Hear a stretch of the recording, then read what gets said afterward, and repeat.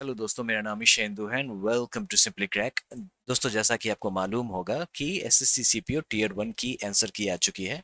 इस लेक्चर में आज हम लोग स्टैटिक जीके के मोस्ट इंपॉर्टेंट क्वेश्चंस जो कि एसएससी सीपीओ टीयर 1 के एग्जाम्स में आए थे उन्हें डिस्कस करने वाले हैं। दोस्तों, बचपन में जब हम लोग कहानियां सुना करते थे तो हर कहानी के अंत में एक सीख मिलती थी, यानी कि एक लर्निंग मिलती थी। इस लेक्चर को फिनिश करने के बाद आपको ये क्लैरिटी आएगी कि स्टैटिक जीके का सिलेबस भले कितना ही वास्ट हो, अगर आप अपनी प्रायोरिटी टॉपिक वाइज सेट करते हो और उसे अच्छे से टारगेट करते हो तो चीज़ें अपने आप आसान होती चली जाएंगी। दोस्तों, इससे पहले हमने सिलेक्शन फेज 12 के स्टैटिक जीके के क्वेश्चंस को एनालाइज किया है। आप उस वीडियो को भी जाके जरूर देखना। चलिए शुरू करते हैं। अब ये क्या है? तो ये एक कैलेंडर का टेबल है। किस चीज़ का टेबल है? तो एक तरफ आपको ग्रिगोरियन कैलेंडर मंथ दिख जाएगा और दूसरी तरफ इसी का हिंदी मंथ आपको देखने को मिलेगा। और यहाँ पे वो हिंदू फेस्टिवल्स देखने को मिल जाएंगे जो इन्हीं महीने में सेलिब्रेट किए जाते हैं। और ये है एसएससी का फेवरेट टॉपिक जिसे हम लोग हॉटस्पॉट बुलाते हैं।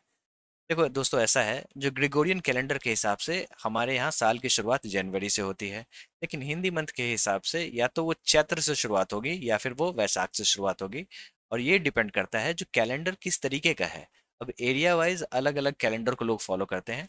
या तो वो सोलर कैलेंडर होगा, या फिर वो ल्यूनर कैलेंडर होगा, या फिर वो ल्यूनी सोलर होगा। ठीक है। अब इस चीज को अच्छे से समझने के लिए 11 मिनट की एक वीडियो इस चैनल पे डली हुई है जिसका नाम है new year festivals of India. उसको जाके आप एक बार देख लेना। ठीक है। और आप एक काम करना, आप इस टेबल को आप अच्छे से याद कर लेना। कैसे याद कर लेना? तो डबल डबल करके याद कर लेना। चैत वैशाख, ज्येष्ठ आषाढ़, सावन भादो, आश्विन कार्तिक, अघन पूष, माघ पूर्णिमा, खत्म। इतना जब आप याद कर लोगे तो आपके 1 मार्क्स पक्के हो जाएंगे। ठीक है। अब आप सीपीयू के पेपर में ही देखना। ठीक है। चलिए, दशहरा जो है वो कब मनाते हैं? तो दोस्तों, ऐसा है, जो दशहरा मनाते हैं अश्विन के महीने में, जैसा कि हम लोगों ने देखा यहाँ। अब ये नहीं बोलेंगे जो तुम दशहरा कब मनाते हो, सितंबर अक्टूबर के बीच में मनाते हो, नहीं, वो बोलेंगे हिंदी मंथ के हिसाब से कब मनाते हो, क्योंकि हिंदू फेस्टिवल है तो हिंदू कैलेंडर को फॉलो करते हुए बनाना है। बस यही दिमाग में आपको रखना है। अगला सवाल है, in which of the following months of the Hindu calendar is the festival of Holi celebrated? Holi हम लोग मार्च में मनाते हैं, जिसे फागुन कहते हैं, है ना। Which festival comes at the end of Navratri and Durga Puja? Durga Puja खत्म होता है, दशहरा शुरू होता है ना। According to the Hindu calendar, Diwali falls on which of the following months? देखो दोस्तों, ऐसा है, जो दिवाली मनाते हैं कार्तिक में, जब दशहरा खत्म होता है अश्विन में, उसका कार्तिक में ठीक 20 दिन बाद हम लोग दिवाली मनाते हैं ना। Which festival is celebrated at the birth of Lord Krishna? तो दोस्तों, ऐसा है, जब लॉर्ड कृष्ण जन्म लिए थे तो उसे जन्माष्टमी के रूप में मनाया जाता है। Which festival is celebrated by Christians as the birth of Jesus Christ? जब जीसस क्राइस्ट जन्म लिए थे तो फिर क्रिसमस मनाया गया था, है ना। और सिलेक्शन फेज के एग्जाम में गुड फ्राइडे के बारे में पूछा गया था। ठीक है। Good Friday is related to Christians. जो आपने देख लिया किस तरीके से आपके 1 मार्क्स पक्के हो जाएंगे जब आप हिंदी मंथ रट लोगे, है ना। 12 महीने रटने हैं, 1 मार्क्स लेके जाना है, कितना आसान हो गया। In which are the following states of India is Onam a harvest festival primarily celebrated? दोस्तों, ऐसा है, जो अगर आपको याद ना हो तो ये ट्रिक याद कर लो, ओके पीटी।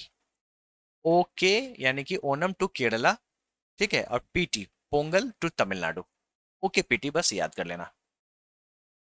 दोस्तों, ओनम के बारे में थोड़ा सा समझते हैं, क्योंकि कॉम्पिटेटिव एग्जाम्स में इससे और भी सवाल आते हैं। यहाँ जो आप जो इन्फॉर्मेशन देख रहे हो, ये सवालों से ही निकाले गए इन्फॉर्मेशन है।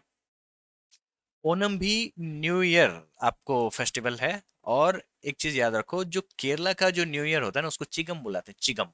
ये आपको मलयालम कैलेंडर के हिसाब से पहला महीना होता है। ठीक है। और एसएससी का एक और फेवरेट सवाल है, वो है वल्लम कली। ये स्नेक बोट रेस होता है, जैसा कि आप यहाँ पे इमेज में देख सकते हो, और नेहरू बोट रेस ट्रॉफी इसमें अवार्ड दिया जाता है। कहाँ पे होता है? तो केरला में। ये सारी चीजें आपको पता होनी चाहिए। विच festival is celebrated after the month of Ramzan? आप रमजान पूरा रखते हो महीने भर का, उसके बाद आप मनाते हो ईद, है ना।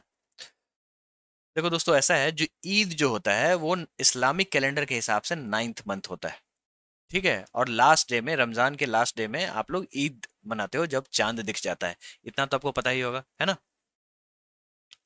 Which festival is popularly known as the festival of light? Diwali. ठीक है, तो ऐसे ऐसे 1 मार्क्स आपको गिफ्ट के रूप में कभी कभी एग्जाम्स में देखने को मिलते हैं। Which festival is popularly known as festival of colours? दोस्तों यहाँ पे फेस्टिवल ऑफ कलर्स पूछ रहा है, यानी कि होली। ठीक है, Kojagiri Purnima is the festival celebrated primarily in full moon day of Ashwin month. दोस्तों इसका सही उत्तर है महाराष्ट्र, लेकिन ये क्वेश्चन मैं इसको थोड़ा सा टफ मानता हूँ, क्योंकि अगर आपको पता होगा तो पता होगा, अदरवाइज कोजागरा करके ये आपको समझो नॉर्थ बिहार में बहुत ही ज़्यादा फेमस है ये। ठीक है, इसके साथ यूपी में भी मनाया जाता है, और इसके झारखंड में भी देखने को मिलता है कोजागरा के नाम से, और यहाँ पे कोजागिरी पूर्णिमा पूछा जा रहा है। अगर आपको कोजागिरी पूर्णिमा ओवरऑल पता है जो ये महाराष्ट्र में है तो फिर ठीक है, अदरवाइज ये कंफ्यूजिंग हो सकता है, क्योंकि ऑप्शन में यहाँ पे बिहार भी देखने को मिल रहा है। Ambubachi festival is celebrated in which are the following states? दोस्तों ये आसाम में मनाया जाता है, इसके बारे में थोड़ा सा और समझ लो। ऐसा है, इसको महाकुंभ ऑफ द ईस्ट भी बुलाते हैं। ठीक है, अब ये जो अंबुबाची टेम्पल है, यहाँ पे कामाख्या देवी जी का मंदिर है। ये कामाख्या देवी टेम्पल के आसपास ये मनाया जाता है अंबुबाची मेला। और ये जो कामाख्या देवी हैं ये फर्टिलिटी की देवी मानी जाती हैं, और यहाँ पे टैंत्रिक एक्टिविटी भी देखने को मिलता है। ठीक है, और एसएससी का फेवरेट क्वेश्चन है, ये भी आपको दिमाग में रखना है। Ugadi is celebrated primarily in which of the following states on the first day of Chaitra month of Hindu calendar? देखो दोस्तों ऐसा है, ऑप्शंस के हिसाब से यहाँ पे कर्नाटका सही है। ठीक है, क्योंकि उड़ीसा में नहीं मनाया जाता है, असम में नहीं मनाया जाता है, उत्तराखंड में नहीं मनाया जाता है, कर्नाटका मनाया जाता है। हालांकि उगाड़ी और भी जगह मनाया जाता है। अब जैसा कि मैंने आपको बताया, new year festivals of India की जो 11 मिनट की वीडियो है आपको जाके देखनी है। यहाँ पे उसी से मैंने रेफरेंस लिया है। यहाँ पे आप देख सकते हैं, उगाड़ी आपको तेलंगाना, आंध्र प्रदेश, कर्नाटका, ये सारे जगह आपको देखने को मिलता है। ठीक है, और इसके अलावा जो न्यू ईयर फेस्टिवल्स होते हैं इसके नाम अलग अलग हैं। ब्लू कलर से जो डिनोटेड है वो एक्चुअली में मार्च अप्रैल में लूनर कैलेंडर के हिसाब से, जो हिंदी मंथ होते हैं उसके हिसाब से मनाए जाते हैं, जिसमें महाराष्ट्र में गुड़ी पर्व हो गया, मध्य प्रदेश में चैत्र नवरात्रि हो गया, उसके बाद आपको छत्तीसगढ़ में चैत्र नवरात्रि, झारखंड में चैत्र नवरात्रि, उसके बाद उत्तर प्रदेश में चैत्र नवरात्रि, राजस्थान में चैत्र नवरात्रि। ठीक है, तो ये सारी चीजें आपको न्यू ईयर फेस्टिवल्स वाले वीडियो में मिल जाएगी, आप जाके जरूर देख लेना। What are the two main parts corresponding to the lasya and तांडव elements in मणिपुरी डांस? देखो दोस्तों ऐसा है, जब आप क्लासिकल डांस को पढ़ोगे तो लास्य एंड तांडव तो उसमें आपको देखने को मिलेगा ही मिलेगा, और ये लास्य और तांडव है वो लगभग हर डांस में आपको देखने को मिल सकता है। ठीक है, यहाँ पे बेसिकली मणिपुरी के बारे में पूछा गया है, तो इसका सही उत्तर है जागोई एंड चोलम। अगर आपको लास्य एंड तांडव के बारे में भी नहीं पता है और जागोई और चोलम पता है तो फिर आपका काम बन जाएगा। ठीक है, लेकिन आपको पढ़ना है अच्छे से, क्योंकि ये एसएससी का हॉटस्पॉट वाला टॉपिक है ना। Classical dance is simply a hotspot for SSC examination. देखो ऐसा है, नाट्य शास्त्र में सभी क्लासिकल डांस का वर्णन है जो कि भरत मुनि के द्वारा लिखा गया था। अब इसमें जो डांस के जो दो बेसिक एस्पेक्ट हैं, वो एक है लास्य जो कि फेमिनिन कैरेक्टर को डिनोट करता है, और एक है तांडव जो कि मेल कैरेक्टर को डिनोट करता है, जैसा कि आप यहाँ पे इमेज में देख सकते हैं। अब थोड़ा सा मणिपुरी के बारे में बात कर लेते हैं। देखो ऐसा है, जो अगर हम मणिपुरी के रैपेचुआ को पढ़ेंगे तो जागोई जो है ये आपको लास्ट से देखने को मिल जाएगा इसमें।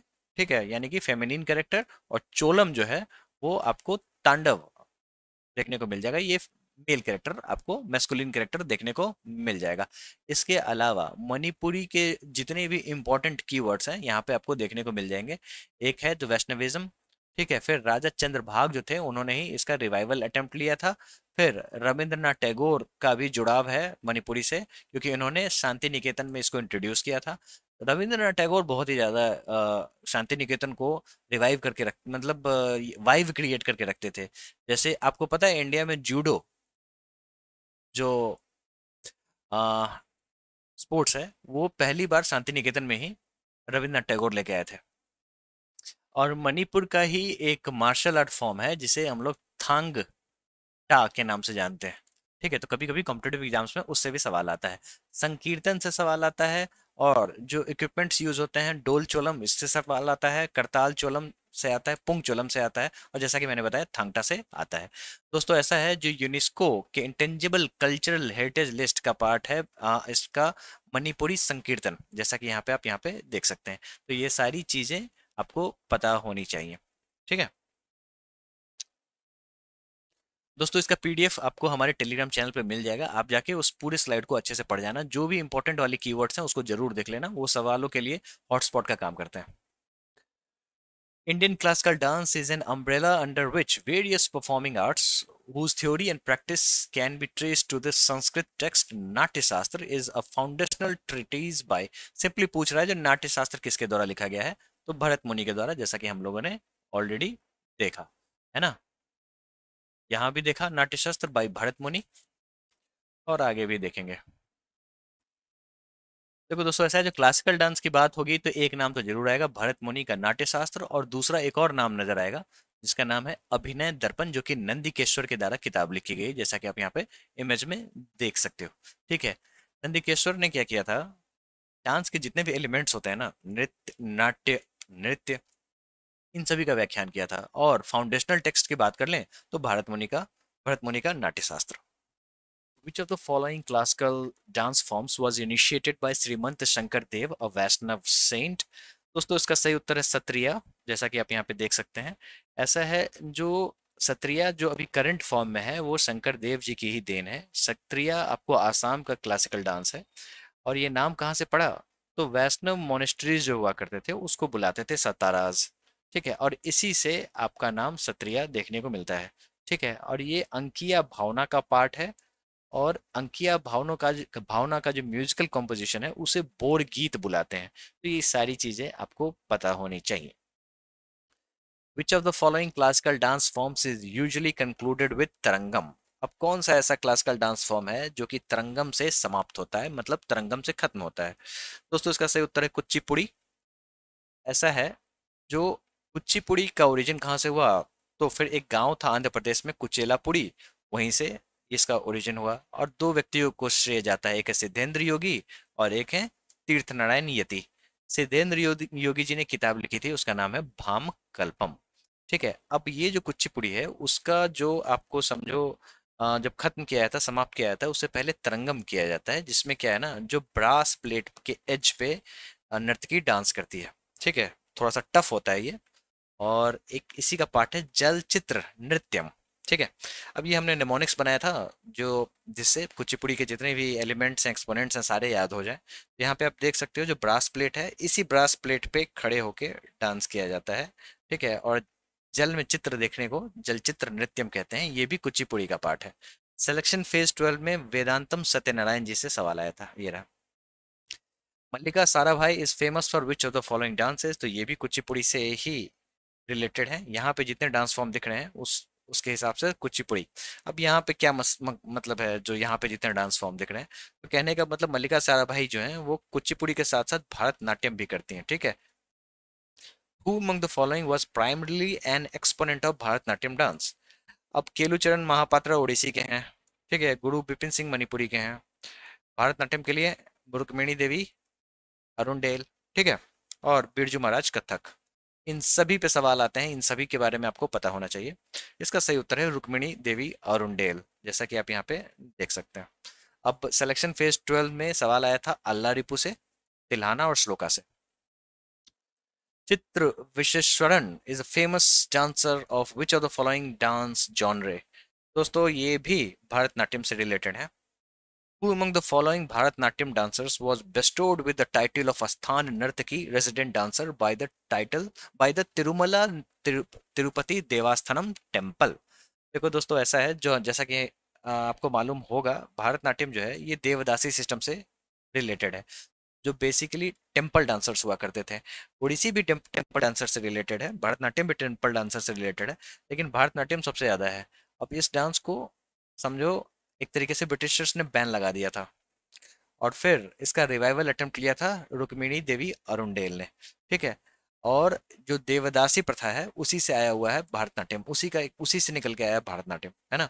अब यहाँ पे जो स्थान नर्तकी जो है तिरुमला तिरुपति देवस्थानम टेम्पल, वो ये टाइटल मिला है आपको यामिनी कृष्णमूर्ति जी को। ठीक है, ये भी आपको पता होना चाहिए। यामिनी कृष्णमूर्ति जी भरतनाट्यम भी करती हैं और कुचिपुड़ी भी करती हैं।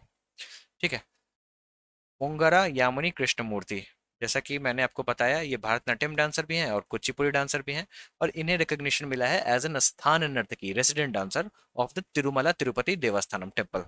ठीक है। और रुक्मिणी देवी अरुणडेल के बारे में मैंने ऑलरेडी बताया, जो इन्होंने भरतनाट्यम का रिवाइवल अटेम्प्ट लिया था। एक और चीज़ आपको पता होनी चाहिए, जो एनिमल्स से इनका बहुत ही ज़्यादा लगाव है। ठीक है। और आपने ये भी सुना होगा, जो animal wild life board of India जो है ना, इन्हीं के द्वारा स्थापित किया गया था। Who among the following is a Padmashri awardee for her contribution to the Manipuri dance? अब मणिपुरी डांस के लिए पद्मश्री अवार्डी कौन है, यहाँ पे देख लेते हैं। देखो ऐसा है ना, जब मणिपुरी की बात होगी तो एक नाम जरूर आएगा, वो है झावेरी सिस्टर्स। और उन्हीं में से हैं एक दर्शना झावेरी। ऐसा है, जो ये झावेरी सिस्टर जो हैं, ये बेसिकली हैं तो गुजराती, लेकिन प्रैक्टिस करते थे ये लोग मणिपुरी। और इसके जो सबसे मेन जो गुरु हैं, ये हैं गुरु विपिन सिंह। इनके ऊपर में सवाल बहुत बार आते हैं, इनको हंजबा भी बुलाया जाता है। और सिस्टर जो हुए वो नयना, रंजना, सुवर्णा, दर्शना। नयना, रंजना, सुवर्णा और दर्शना, सबकी पसंद निर्मा। इस तरीके से आप याद कर सकते हो। ठीक है। सिलेक्शन फेज 12 में युम्बलेम गाम्बनी देवी पे सवाल आया था। उसके अलावा निर्मला मेहता, सविता मेहता, ये सारे आपको मणिपुर से रिलेटेड हैं। Sitara Devi, a doyen of dash dance, was held as a queen of dash, queen of Kathak by Rabindranath Tagore. अब ये किस तरीके का सवाल है मुझे नहीं पता, क्योंकि इसका सही उत्तर है कथक। अब यहाँ भी कथक है, यहाँ भी कथक होगा। इस तरीके का सवाल पूछ दिया इन्होंने। ठीक है। सितारा देवी के बारे में थोड़ा सा जान लेते हैं। सितारा देवी जो हैं, ये रही, ये के आसिफ की वाइफ थी। वो के आसिफ जिन्होंने मुगले आजम बनाई है। अब प्रेरणा श्रीमली भी ये कथक डांसर हैं और जयपुर घराने से आती हैं। रूपा रानी दास बोरा, रानी करना पे सिलेक्शन फेज 12 में सवाल आ चुका है। पंडित दुर्गालाल, सुनैना हजारीलाल अग्रवाल, शंभू महाराज, कुमारी कमला, शोभा नारायण, पंडित बिरजू महाराज और लच्छू महाराज। ठीक है। ये सारे कथक से रिलेटेड हैं, सभी पे सवाल आते हैं, सभी आपको पता होना चाहिए। अब जैसे शोभा नारायण की बात करें तो अगला सवाल देखो। Shobhana Narayan was honored with the Padma Shri for her contribution to which Indian dance form? Right answer is Kathak, है ना। दीपा काथा, ये आपको कथक से रिलेटेड हैं। Who among the following Padma Vibhushan awardees belongs to कालका बिंदादिन घराना ऑफ कथक? अभी हम लोगों ने देखा बिरजू महाराज जी की, ये गलत है, इसका आंसर ये गलत है। Birju Maharaj is the right answer. ठीक है। चलिए यहाँ देखते हैं। कथक कला, देखो ऐसा है, जिसको याद करने का सबसे अच्छा ट्रिक ये है, जो बिरजू महाराज कथक से बिलोंग करते थे, इनके नाम में के भी बड़ा इंपॉर्टेंट है। के फॉर कथक, के फॉर कालका बिंदादिन, बी फॉर बिंदादिन, इस घराने से आते थे, जो कि बेसिकली लखनऊ घराने का ही पार्ट है। और कलाश्रम, इन्होंने एक संस्थान बनाई थी, इससे भी सवाल आते हैं। अब यहाँ पे जो भी आपको बोल्ड में दिख रहे हैं ना, इन सभी पे एसएससी ने सवाल पूछ रखे हैं। ठीक है। Pandit Achhan Maharaj was a Kathak legend of which of the following gharanas? ये भी उत्तर है लखनऊ घराना। देखो ऐसा है, जो चार घराने हैं कथक के, एक है लखनऊ घराना जो कि ईश्वरी प्रसाद जी के द्वारा बनाया गया था। फिर जयपुर घराना जो कि भानु महाराज, उसके बाद बनारस घराना जानकी प्रसाद, ठीक है, और रायगढ़ घराना, जो कि बेसिकली इन सभी तीनों घराने को पेट्रोनेज देते थे। रायगढ़ घराना यानी कि राजा चक्रधर सिंह। राजा चक्रधर सिंह क्या करते थे, वो आपको बाकी के जितने भी घराने के लोग थे उन्हें पेट्रोनेज देते थे। मतलब कहने का मतलब, आओ हमारे शरण में, यहाँ पे डांस के प्रैक्टिस करो। ठीक है। और इसी के कारण एक तरीके से एमलगेशन हुआ और रायगढ़ घराना भी निकल के आया। अब कथक घराना की बात करते हैं। सवाल में जो पूछा गया है वो लखनऊ घराने से सवाल आया गया है ना। अब यहाँ पे जो आपको बोल्ड दिख रहा है, ठीक है, इससे सबसे ज्यादा सवाल आते हैं। रेड वाला भी इंपॉर्टेंट है। देखो ऐसा है, सबसे पहले सवाल आएगा जो लखनऊ घराने के फाउंडर कौन है, तो ईश्वरी प्रसाद, जैसा कि हम लोगों ने देखा। फिर आएगा कालका बिंदादिन घराना, जो कि बेसिकली लखनऊ घराने का ही पार्ट है ना, उससे निकले। अब ये जो कालका प्रसाद और बिंदादिन प्रसाद, जो दो भाई थे, ठीक है, अब इनके जो बच्चे हुए कालका प्रसाद के, जगन्नाथ, बैजनाथ और शंभुनाथ, जिनको अच्छन महाराज, लच्छू महाराज और शंभू महाराज बुलाते थे। ठीक है। अब अच्छन महाराज के जो पुत्र हुए, इसमें से एक पुत्र हुए ब्रिजमोहन, जिनको बिरजू महाराज के नाम से लोग जानते हैं। ठीक है। तो ये जो बेसिकली ये जो है, ये सारा सवाल बनाता हुआ आपको नजर आएगा। संगीत Majumdar was felicitated by Casa de la Spain for her contribution to which of the following Indian classical dances? सबसे पहली बात, ये संगीत नहीं होना चाहिए, संगीता होना चाहिए। ठीक है। और ये कथक से बिलोंग करती है। ठीक है। Who among the following is a distinguished and experienced scion of famous Kavungal family associated with Kathakali for 6 generation? देखो दोस्तों, ऐसा है, जो ये बात हो रही है चाटुन्नी पनिकर के बारे में, ठीक है। और कथकली की बात करें तो देखो ये रहे कवुंगल चाटुन्नी पानिकर। इस पे सवाल आते हैं, ये निमोनिक्स के लिए मैंने बनाया है। देखो दोस्तों, ऐसा है, जो कथक कली जो डांस है ना, वो दिन में डांस होता है, ओपन डांस होता है, जैसा कि आप यहाँ पे इमेज में देख सकते हैं बीच साइड डांस हो रहा है। चेहरे पे कलर्स का इस्तेमाल होता है ताकि भाव को दिखा सकें।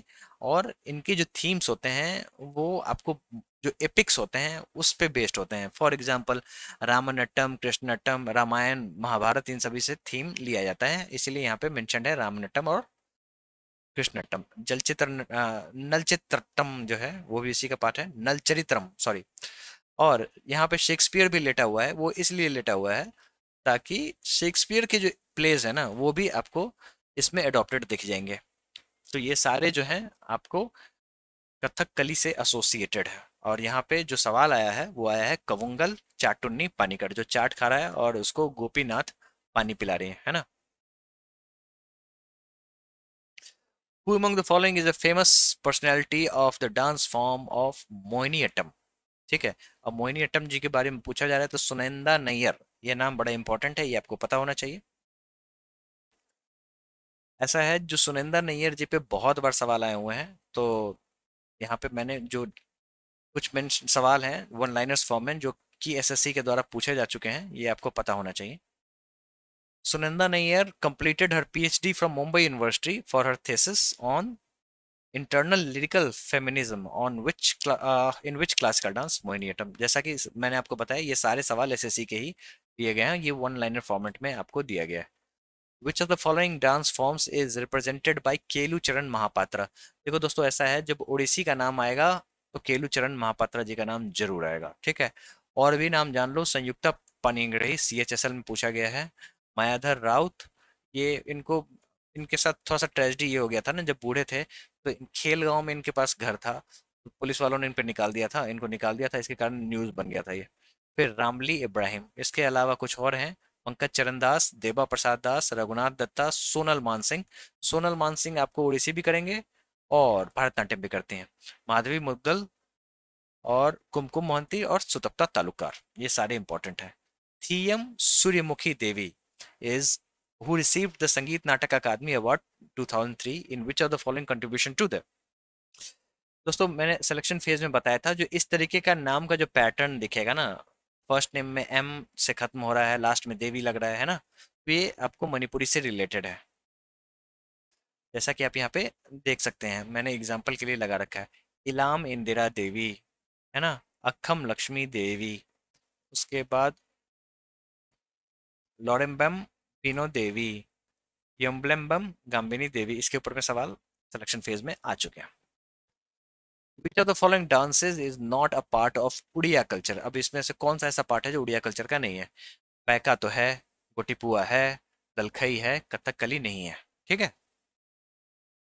अब दोस्तों, ऐसा है, जो उड़िया के उड़ीसा से आपको फोक डांस पूछते हैं बहुत ही ज्यादा, आपको पता होना चाहिए बाग नाच, गोटीपुआ, जैसा कि अभी हम लोगों ने देखा सवालों में ऑप्शन में था, केला कलूनी, डंडा नाच, ढेपा ढूलिया, रनपा, पैका, संबलपुरी, झूमुर, मयूरभंज छाव, चैती घोड़ा नाच, दलखई। दोस्तों, ऐसे तो याद नहीं होगा, लेकिन जब आप हमारी फोक डांस वाली वीडियो देख जाओगे ना, इस चैनल पे पूरी की पूरी प्लेलिस्ट है, उसमें 200+ फोक डांस आपको 3 घंटे में याद करा दिए जाएंगे, और I personally guarantee you that आप मुझे जाके थैंक यू बोलोगे। ऐसी सीरीज हमने बनाई है, ठीक है। सारा का सारा विजुअलाइजेशन टेक्निक पे बेस्ड है, बहुत मेहनत लगी है बनाने में। So for more effort for us and less effort for you, इसी के साथ आप जाके उसको भी जरूर देख जाना। Dalkhai is a popular folk dance of, दोस्तों अभी हम लोगों ने देखा दलखई, यहाँ पे घोड़ा जो है वो दाल पी रहा है, तो चैती घोड़ा नाच और दाल पीता हुआ घोड़ा जो है वो दलखई याद कराता है ना। तो Odisha is a right answer. Which of the following folk dances is not associated with Goa? अब इसमें से कौन सा गोवा से एसोसिएटेड नहीं है? नॉट एसोसिएटेड पूछा जा रहा है, दशावतार तो एसोसिएटेड है, देखनी एसोसिएटेड है, घुमरा नहीं है, घुमरा आपको उड़ीसा वेस्ट बंगाल में देखने को मिलता है ना। और उसके बाद धनगढ़ तो बिल्कुल है, आपको उड़ीसा में घुमरा देखने को मिलेगा, फिर वेस्ट बंगाल में देखने को मिलेगा चाय के बगानों में, चाय बगान घूमर के नाम से। तो ये सारे इंपॉर्टेंट हैं। चलिए एक बार हम लोग गोवा के देख लेते हैं जितने भी फोक डांस हैं। तरंग मेल, समई डांस, उसका तो बहुत बड़ा फेस्टिवल होता है शिगमो, इस पे सवाल आता है। कुनबी, देखनी, धालो, फुगड़ी, कोरेडिनो, गौफ, दशावतार, मांडो पे बहुत ज्यादा सवाल आता है। फिर धनगर और घोड़े मोड़नी। ये सारे आपको गोवा के फोक डांस हैं, आप हमारे फोक डांस वाले वीडियो को जाकर जरूर देखना, आपको ये सारे चुटकियों में याद हो जाएंगे। Goga Navami is primarily celebrated in Indian state of dash is dedicated to snake god Goga ji. देखो दोस्तों, ऐसा है, जब हमने हरियाणा वाला वीडियो कराया था तो हमने एक डांस याद कराया था आपको, गुग्गा। अब ये आपको हरियाणा के साथ साथ राजस्थान में भी होता है, राजस्थान में भी आपको देखने को मिल जाएगा। ठीक है, ऐसा है। जो गुग्गा डांस की बात करें, जैसे हमने फोक डांस ऑफ हरियाणा कराया था तो गुग्गा डांस कराया था, जिसमें हमने गोगा जी पीर की बात की थी। स्नेक के भगवान माने जाते हैं, जैसा कि आप यहाँ पे इमेज में देख सकते हो, ये गोगा जी पीर भगवान की पूजा की जा रही है। ठीक है, इसके अलावा हरियाणा के कुछ फोक डांस हैं, वो भी आपको पता होना चाहिए। फाग, डाफ, लूर, सांग, खोरिया, झूमर। झूमर झूमर तो अभी हम लोगों ने देखा, वो तो आपको उड़ीसा का है। धमाल, रतवई और छठी। Radhe Shyam barley, a recipient of Padma Shri 2021, in an exponent is an exponent of which of the following dance forms? देखो दोस्तों, ऐसा है, जो ये तो पंथी करते हैं जितना कि मुझे जानकारी है। ठीक है, ये पंथी के एक्सपोनेंट है। लेकिन आप एक चीज गौर करना, जो यहाँ पे पद्मश्री 2021 2022 से बहुत ज्यादा सवाल आए हैं। हालांकि अभी तो 2024 चल रहा है ना, और 2024 के पद्मश्री अनाउंस हो गए हैं, लेकिन सवालों में मुझे नहीं देखने को मिले, मुझे देखने को मिले 2022 में। तो ये सारी चीज आपको दिमाग में रखनी है। उस्ताद Asad Ali Khan is one of the masters of. उस्ताद असद अली खान रुद्र वीणा बजाते हैं। इसको याद करने के मैंने ये दिखाया है, जो रुद्र वीणा को असदुद्दीन ओवैसी बजा रहे हैं और बहुत ही गुस्से में है, यानी कि रुद्र रूप में है, रौद्र रूप जिसको कहते हैं ना, वो है। ठीक है, और इनके पीछे में जिया खान है, जो इनको चाकू से हमला कर रही है, जिया मोइनुद्दीन डागर। और ये इस पे रिएक्शन दे रहे हैं ज्योतिरादित्य सिंधिया, जो कि हमें ज्योति हेगड़े ज्योति हेगड़े नाम याद कराएंगे। ये सारे के सारे रुद्र वीणा से एसोसिएटेड हैं, और कॉम्पिटिटिव एग्जाम्स में सबसे ज्यादा सवाल उस्ताद असद अली खान से आते हैं, और जिया मोइनुद्दीन डागर से भी आते हैं। अब जो आप सवाल देखने वाले हो ना, वो एसएससी का फेवरेट है। भजन सोपुरी और Padma Shri awardee is a dash player. दोस्तों, ये बजाते हैं संतूर। ठीक है, अब समझो इस चीज को। भजन सोपरी जो है, ये रहे भजन सोपरी। ठीक है, और ये हैं शिव कुमार शर्मा। ये दोनों मिलकर बजाते हैं संतूर। और संतूर जो है वो जम्मू कश्मीर का है, ये दोनों जम्मू कश्मीर से हैं, दोनों की मृत्यु कोविड में हो गई थी। ठीक है, अब आपको याद क्या रखना है, संतूर से शिव भजन, शिव कुमार शर्मा, भजन सोपुरी। बस इतना आपको याद रख लेना है। ठीक है, कश्मीर से ये बिलोंग करते हैं, ये भी आपको पता होना चाहिए। चलिए, Pandit Shiv Kumar Sharma, an accomplished santoor player, originally hails from the state union territory of Jammu Kashmir, जैसा कि मैंने आपको बताया। Who among the following is not a vocalist? Gangubai Hangal is a vocalist। पंडित शिव कुमार शर्मा तो संतूर बजाते हैं, तो ये नहीं होंगे। कुमार गंधर्व वोकलिस्ट हैं, और भीमसेन जोशी वोकलिस्ट हैं। यानी कि आपने 4-5 सवाल तो देख ही लिए, जो कि आपको संतूर से रिलेटेड दिख गए, है ना। Which of the following is correctly matched? Zakir Hussain sitar बिल्कुल नहीं बजाते हैं भाई, ये तो तबला बजाते हैं और पंजाब घराने से हैं। सुल्तान खान सारंगी बिल्कुल बजाते हैं, और कैसे मुझे याद है, आपको भी याद हो जाएगा। बिस्मिल्लाह खान तबला नहीं बजाते हैं भाई साहब, ये तो सेना ही बजाते हैं। हरिप्रसाद चौरसिया तो फ्लूट यानी कि बांसुरी बजाते हैं, सरोद नहीं बजाते हैं। तो right answer is Sultan Khan और सारंगी। दोस्तों, सिलेक्शन फेज 12 वाले में मैंने ये आपको इमेज दिखाया था, क्योंकि उसमें पंडित राम नारायण जी के बारे में पूछा गया था, है ना। और यहाँ पे आपको सवाल पूछा जा रहा है सुल्तान, उस्ताद सुल्तान खान जी के बारे में। ठीक है, जो कि सारंगी बजाते हैं। ठीक है, तो ये जो पूरा का पूरा इमेज है, ये सारंगी प्लेयर्स के लिए ही डेडिकेटेड है। उस्ताद सुल्तान खान, दुर्बा घोष, उस्ताद शकूर खान, उस्ताद बुंदू खान, और पंडित राम नारायण। अगला सवाल है, Bundu Khan was a dash player in Delhi घराना। अब आप इसका आंसर आंख मूंद के बता सकते हो, ये सारंगी है ना। Pandit Ravishankar, a founder of national orchestra of India, was a sitar player. Pandit Ravishankar पे बहुत ही ज्यादा सवाल आते हैं। यहाँ पे जितने भी बोल्ड में आपको चीजें दिख रही हैं, इन सभी पे सवाल आते हैं। इन सभी चीजों को आपको पता होना चाहिए, चाहे वो पंडित जी का घराना हो गया, पंडित रविशंकर जी का घराना मैहर घराना हो गया, ठीक है, या फिर इनके ऑटोबायोग्राफी पे सवाल आ जाएगा, या फिर ये भारत रत्न कब मिला था ये सवाल आ जाता है। ग्रैमी इन्होंने 5 जीता है, इस पे भी सवाल आता है। और जो इन्होंने कॉन्सर्ट्स किए थे, वेस्ट मीट्स ईस्ट, जिसके लिए ग्रैमी मिला था इन्हें, उसके बाद the concert of Bangladesh, the full circle Carnegie hall, ये सारे सवाल आते हैं और ये हॉटस्पॉट माने जाते हैं एसएससी के लिए। इन पे बहुत ही ज़्यादा सवाल आते हैं। अभी हम लोगों ने सिलेक्शन फेज में भी देखा, जो 2-3 सवाल तो इनके नाम पे थे ही थे, है ना। मोहन वीणा प्लेयर पंडित विश्व Mohan Bhatt won the Grammy award in the year. देखो दोस्तों, ऐसा है, जो एक तो पहला सवाल ऐसे आएगा, जो विश्व मोहन भट्ट जो है वो क्या बजाते हैं, तो वो बजाते हैं मोहन वीणा, ठीक है। लेकिन ये आसान सवाल है और इनको ग्रैमी भी मिल चुका है, ये भी एक तरीके का आसान ही सवाल मानो। लेकिन कब मिला था ये थोड़ा मुश्किल है, लोगों को दिमाग में याद नहीं रहता। अभी मैंने सिलेक्शन फेज 12 में भी मैंने आपको ये वाली लिस्ट दी थी, जिसमें बताया था जो किस तरीके से सवाल पूछे जाते हैं सिर्फ इसी लिस्ट से। सिलेक्शन फेज 12 में सवाल आया था रिकी केज के नाम पे विंड्स ऑफ संसारा के लेके, ठीक है, जो इन्हें 2015 में ग्रैमी मिला था बेस्ट न्यू एज एल्बम के कैटेगरी में, ठीक है। अब यहाँ जो सवाल आपको देखने को मिल रहा है विश्व मोहन भट्ट जी के लिए दिख रहा है, इन्हें बेस्ट वर्ल्ड म्यूजिक एल्बम के लिए मिला था 1994 में, ठीक है। और इन्होंने जो एल्बम किया था वो था a meeting by the river, ठीक है। तो ये जो लिस्ट है, ये जो टेबल है, वो आपको पता ही होना चाहिए आने वाले कॉम्पिटिटिव एग्जाम्स में। इसमें कुछ करंट अफेयर्स भी हैं जो आप यहाँ पे देख सकते हैं, 2024 की एंट्रीज, जिसमें जाकिर हुसैन नाम आपको पता होना चाहिए। 5 बार ग्रैमी मिला हुआ है रविशंकर जी को, 4 बार मिला हुआ है जाकिर हुसैन जी को, ठीक है। तो और जाकिर हुसैन जी का बैंड का नाम है शक्ति, ये भी सवाल आता है। और इनका एल्बम था this moment, as we speak, Pashto, इन सभी पे सवाल आते हैं, ये सारी आपको पता होना चाहिए। और ग्रैमी के स्टार हुए पंडित रविशंकर, ग्रैमी से सवाल होगा तो चांसेस हैं जो पंडित रविशंकर से भी सवाल हो, ठीक है। Siyaram Tiwari belongs to which of the following music gharanas. तो दोस्तों ऐसा है, जो ये दरभंगा घराना से थे, दरभंगा के ध्रुपद घराने से हैं। ऐसा है, जो ध्रुपद के आपको 4 फेमस घराने देखने को मिल जाएंगे, डागरी घराना, दरभंगा घराना, बेतिया घराना और तलवंडी घराना। अब जहां नाम में मिश्रा दिख गया, ध्रुपद की बात हो रही है, तो समझ जाओ बेतिया घराने से हैं, ठीक है।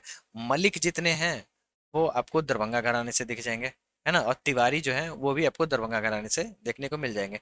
डागरी घराने का सबसे फेमस नाम है गुंडेचा ब्रदर्स, ठीक है। तो ये सारी, और तलवंडी हमारे पाकिस्तान चला गया है, तो इसलिए इसमें ज़्यादा क्या कहें, इंफॉर्मेशन ज़्यादा गैदर नहीं कर सकते, क्योंकि अब तो ये पाकिस्तान चला गया। बाकी जो 3 हैं वो बड़े इंपॉर्टेंट है। दरभंगा बेतिया बिहार का है, ठीक है। तो ये सारी चीज़ें आपको पता होनी चाहिए।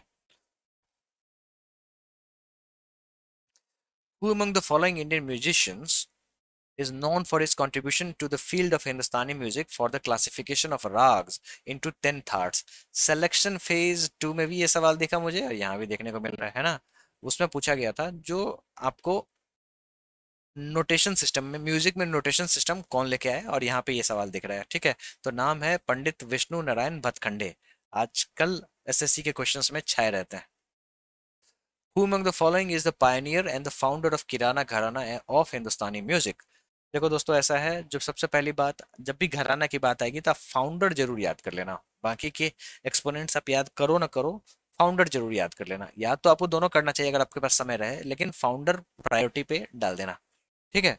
तो यहाँ पे पूछा जा रहा है जो किराना घराना के फाउंडर, तो अब्दुल करीम खान और अब्दुल वहीद खान जो थे, वही दोनों फाउंडर थे। अब सवाई गंधर भी आपको किराना घराने से हैं, भीमसेन जोशी भी किराना घराने से हैं, फिरोज दस्तूर भी किराना घराने से हैं, लेकिन फाउंडर की बात होगी तो अब्दुल करीम खान। कुछ और समझते हैं।